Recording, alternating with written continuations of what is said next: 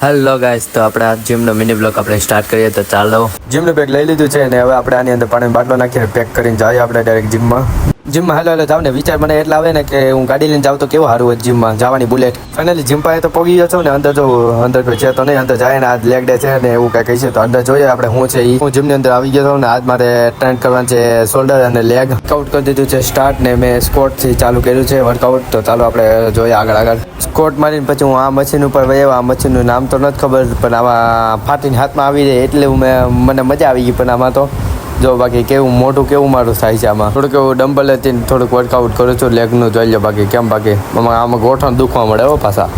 Leg તો થઈ ગયા છે ને હવે હું શોલ્ડરને ટ્રેન કરું છું. જોઈ લો કેમ બાકી મસ્ત ટ્રેન કરું છું. બધું વર્કઆઉટ કરી લીધું છે ખતમ ને હવે જાઉં છું પાછો ઘર બાજુ. ઘરે આવી ગયો છું ને જમવાનું બની ગયું છે. તો ચાલો જોઈએ છીએ જમવામાં શું બનેલ છે. જમવામાં તો બટેકાનું શાક, દહીં, રોટલી, ભાત ને પનીર મેં જમી લીધું છે. ને તમને આજનો મિની બ્લોગ ગમ્યો હોય તો ચેનલને લાઈક અને સબસ્ક્રાઈબ કરી દેજો. જલ્દી લાઈક અને સબસ્ક્રાઈબ. તો આજનો બ્લોગ કરીએ.